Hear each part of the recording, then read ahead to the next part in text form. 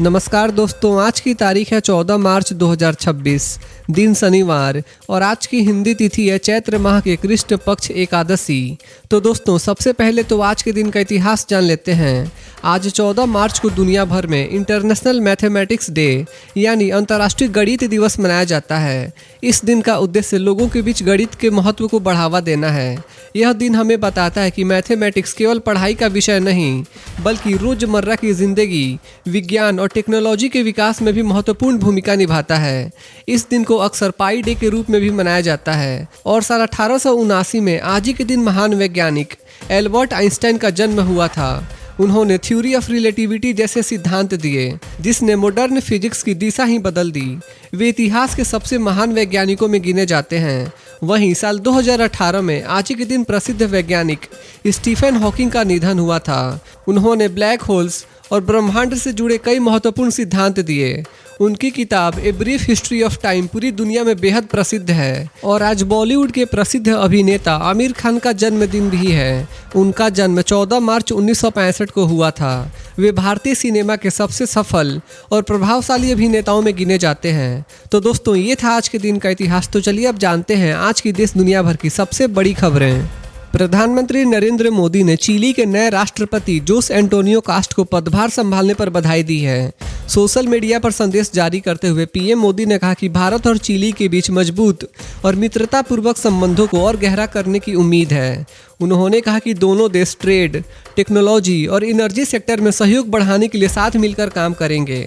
Jose Antonio cast ने हाल ही में chilli के नए राष्ट्रपति के रूप में शपथ ली है। समारोह में पूर्व राष्ट्रपति गैब्रियल बोरिक समेत कई अंतर्राष्ट्रीय नेता मौजूद रहे। भारत ने उम्मीद जताई है कि आने वाले समय में भारत चिली साझेदारी और मजबूत होगी।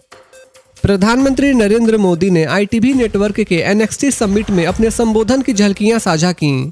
उन्होंने कहा कि जैसे 1930 के आंदोलन ने देश को आज़ादी के लिए एकजुट किया था, वैसे ही आज विकसित भारत का लक्ष्य 140 करोड़ भारतीयों का सामूहिक सपना बन गया है।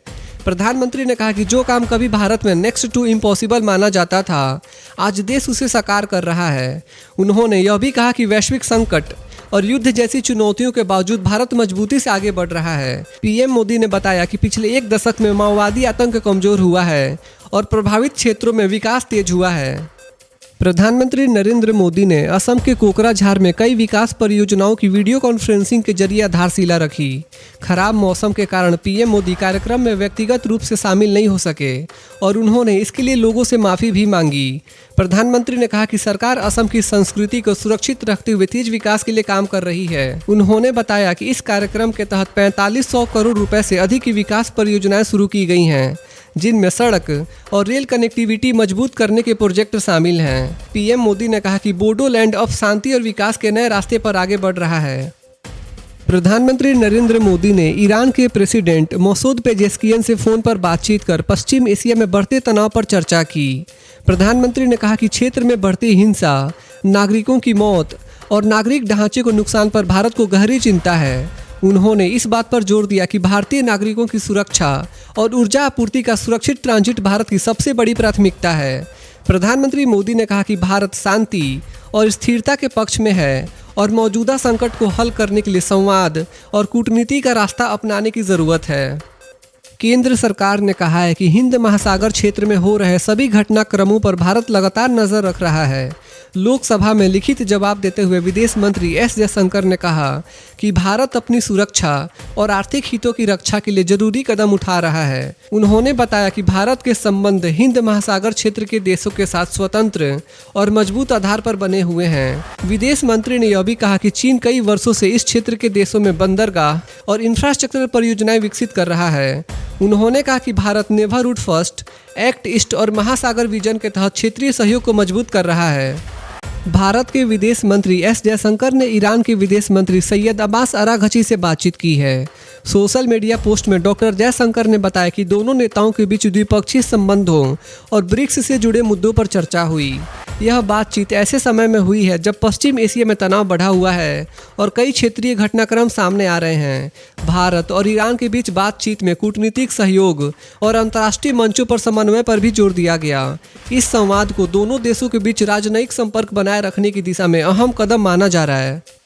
पश्चिम एशिया में ईरान, इजराइल और अमेरिका के बीच जारी संघर्ष तेजी से बढ़ता जा रहा है। इस टकराव का असर अब वैश्विक बाजारों पर भी दिखाई दे रहा है, जहां तेल की कीमतों में तेज उछाल आया है। कई देशों को अपनी रणनीतिक तेल भंडार से आपूर्ति जारी करनी पड़ी है। ईरान ने चेतावनी दी है कि यह संघर्ष लंबा युद्ध बन सकता है, जो वैश्विक अर्थव्यवस्था को गंभीर नुकसान पहुंचा सकता है। इस बीच दुबई में एक बड़ा बम धमाका हुआ, जबकि सऊदी अरब ने अपने हवाई क्षेत्र में घुसे कई ड्रोन को इंटरसेप्ट किया। तनाव बढ़ने से पूरे मध्य पूर्व में सुरक्षा चिंता बढ़ गई है। ईरान के नए सर्वोच्च नेता मुज्तबा खामेनेई ने कहा है कि देश खाड़ी देशों पर हमले जारी रखेगा और स्ट्रेट ऑफ हॉर्मुज को दबाव के साधन के रूप में इस्तेमाल करेगा। यह उनका पहला सार्वजनिक बयान है जब उन्हें अपने पिता अली खामेनेई के स्थान पर नया सर्वोच्च नेता चुना गया। बयान में कहा गया कि युद्ध में मारे गए लोगों का बदला लिया जाएगा। इस संघर्ष के कारण वैश्विक ऊर्जा आपूर्ति, अंतर्राष्ट्रीय यात्रा और खाड़ी क्षेत्र की सुरक्षा पर बड़ा असर पड़ा है। विशेषज्ञों का मानना है कि यदि तनाव जारी रहा तो दुनिया के ऊर्जा बाजार पर और बड़ा प्रभाव पड़ सकता है। इराक में एक अमेरिकी सैन्य विमान हादसे का शिकार हो गया, जिसमें 6 क्रू मेंबर में से 4 की मौत की पुष्टि हुई है। अमेरिकी सेना के अनुसार यह रिफ्यूलिंग एयरक्राफ्ट KC-135 पश्चिम इराक में क्रैश हुआ। घटना में शामिल दूसरा विमान सुरक्षित लैंड कर गया। अमेरिकी सेना ने स्पष्ट किया कि यह हादसा न तो दुश्मन के हमले और न ही फ्रेंडली फायर के कारण हुआ। यह घटना ऐसे समय में हुई है जब अमेरिका और ईरान के बीच संघर्ष जारी है। पिछले दिनों हुए हमलों में पहले ही कई अमेरिकी सैनिकों की जान जा चुकी है, जिससे क्षेत्र में तनाव और बढ़ गया है। अमेरिकी राष्ट्रपति डोनाल्ड ट्रंप ने कहा है कि ईरान के नए सर्वोच्च नेता मुज्तबा खामेनेई शायद जीवित हैं, लेकिन गंभीर रूप से घायल हो सकते हैं। ट्रंप ने एक इंटरव्यू में कहा कि खामेनेई संभवतः जिंदा हैं, हालांकि उनकी स्थिति पूरी तरह स्पष्ट नहीं है। इससे पहले ईरानी अधिकारियों ने भी बताया कि नए सुप्रीम लीडर को युद्ध के शुरुआती हमलों में हल्की चोटें आई थीं, लेकिन वे अभी भी काम कर रहे हैं। इस बीच ईरान ने चेतावनी दी है कि स्ट्रेट ऑफ हॉर्मुज बंद रखा जा सकता है और क्षेत्र में अमेरिकी ठिकानों को निशाना बनाया जा सकता है। प्रधानमंत्री नरेंद्र मोदी ने असम के गुवाहाटी से किसानों के लिए बड़ी घोषणा की। उन्होंने बताया कि पीएम किसान सम्मान निधि योजना के तहत 18,000 करोड़ रुपए से अधिक की राशि देश भर के करोड़ों किसानों के बैंक खातों में ट्रांसफर की गई है। प्रधानमंत्री ने कहा कि यह राशि देश के अन्नदाताओं को आर्थिक सहायता देने और ग्रामीण अर्थव्यवस्था को मजबूत करने के लिए दी गई है। इसके साथ ही असम के चाय बागान से जुड़े कई परिवारों को आज भूमि के कानूनी पट्टे भी दिए गए। प्रधानमंत्री ने इस मौके पर असम के लोगों और देश भर के किसानों को बधाई दी। पूर्व दिल्ली उपराज्यपाल विनय कुमार सक्सेना ने कल लद्दाख के चौथे उपराज्यपाल के रूप में शपथ ली। यह शपथ ग्रहण समारोह central institute of Buddhist studies के आर्य नागार्जुन ऑडिटोरियम में आयोजित किया गया। जम्मू कश्मीर और लद्दाख हाई कोर्ट के मुख्य न्यायाधीश अरुण पल्ली ने उन्हें पद और गोपनीयता की शपथ दिलाई। शपथ लेने के बाद विनय कुमार सक्सेना ने कहा कि लद्दाख में पर्यटन की अपार संभावनाएं हैं और इसे देश के सबसे आकर्षक पर्यटन स्थलों में विकसित किया जाएगा। उन्होंने कहा कि क्षेत्र के विकास और पर्यटन को बढ़ावा देने पर विशेष ध्यान दिया जाएगा। देश भर में इंडियन रेलवेज ने 1900 किलोमीटर से अधिक लंबाई के कई बड़े इंफ्रास्ट्रक्चर प्रोजेक्ट पूरे किए हैं। राज्यसभा में जानकारी देते हुए रेल मंत्री अश्विनी वैष्णव ने बताया कि इन परियोजनाओं से रेल कनेक्टिविटी मजबूत होगी और माल ढुलाई की क्षमता बढ़ेगी। मुख्य परियोजनाओं में उधमपुर श्रीनगर बारामूला रेल लाइन और बैराबी सैरांग रेल लाइन शामिल हैं, जिससे जम्मू कश्मीर और मिजोरम की कनेक्टिविटी बेहतर होगी। सरकार के अनुसार पिछले दशक में रेलवे ट्रैक विस्तार की रफ्तार 2 गुनी से ज़्यादा बढ़ गई है। रेलवे ने पिछले 5 वर्षों में करीब 2.93 लाख करोड़ रुपए की लागत से 308 नई परियोजनाएं मंजूर की हैं।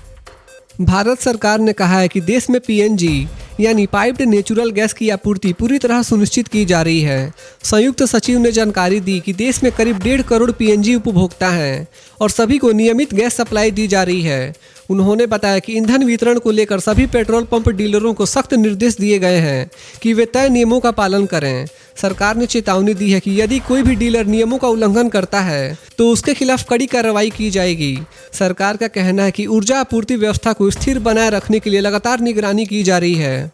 केंद्र सरकार ने 6G तकनीक के विकास के लिए 271 करोड़ रुपए की 104 रिसर्च परियोजनाओं को मंजूरी दी है। राज्यसभा में जानकारी देते हुए संचार राज्य मंत्री पेमा सानी चंद्रशेखर ने बताया कि यह परियोजनाएं टेलीकॉम टेक्नोलॉजी डेवलपमेंट फंड योजना के तहत शुरू की गई हैं। सरकार ने भारत 6G विजन डॉक्यूमेंट भी जारी किया है, जिसमें भारत में 6G तकनीक के विकास और उपयोग की पूरी रणनीति तय की गई है। मंत्री ने बताया कि देश में 5G सेवाएं अब लगभग सभी राज्यों और 99.9% जिलों तक पहुंच चुकी है। सरकार का लक्ष्य है कि भारत अगली पीढ़ी की टेलीकॉम तकनीक में वैश्विक नेतृत्व हासिल करे।